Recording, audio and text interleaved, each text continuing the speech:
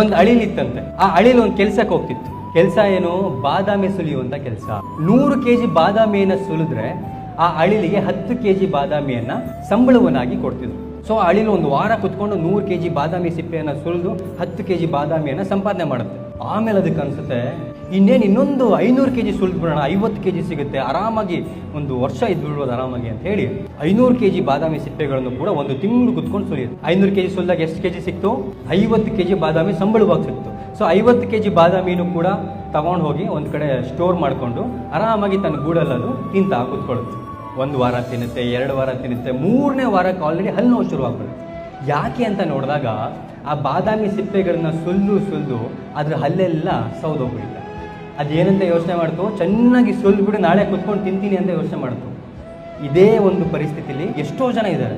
ನಾವೇನು ಮಾಡ್ತೀವಿ, ನಾಳೆ ರಿಟೈರ್ಮೆಂಟ್ ಲೈಫ್ ಚೆನ್ನಾಗಿರಲಿ ಅಂತೇಳಿ ಇವಾಗ ದುಡಿತೀವಿ, ಬಟ್ ಇವತ್ತಿನ ಕ್ಷಣಗಳನ್ನ ಬದುಕೋದನ್ನ ಮರ್ತ್ಕೊಳ್ತೀವಿ. ನಾಳೆಗೋಸ್ಕರ ಬದುಕೋದು ತಪ್ಪಲ್ಲ, ಬಟ್ ನಾಳೆಗೋಸ್ಕರ ಬದುಕ್ತಾ ಇವತ್ತು ಫ್ಯಾಮಿಲಿ ಜೊತೆ ಟೈಮ್ ಸ್ಪೆಂಡ್ ಮಾಡೋದಾಗಿರ್ಬೋದು, ನಿಮ್ಮ ಬಗ್ಗೆ ನೀವು ಕೇರ್ ತಗೊಳ್ಳೋದಾಗಿರ್ಬೋದು, ನಿಮ್ಮ ಹೆಲ್ತ್ ಬಗ್ಗೆ ಕೇರ್ ತಗೊಳ್ಳೋದಾಗಿರ್ಬೋದು, ಇವನ್ನ ಯಾವತ್ತೂ ಕೂಡ ಮರಿಬೇಡಿ. ಬಿಕಾಸ್ ನಿಮ್ಮ ಕೆಲಸಕ್ಕೆ ರಿಟೈರ್ಮೆಂಟ್ 60 ವರ್ಷಕ್ಕೆ ಹೌದು, ಬಟ್ ಜೀವನದಲ್ಲಿ ರಿಟೈರ್ಮೆಂಟ್ ಯಾವಾಗ ಬೇಕಾದರೂ ನೆಕ್ಸ್ಟ್ ಸೆಕೆಂಡಲ್ಲೇ ಬೇಕಾದರೂ ಆಗ್ಬೋದು.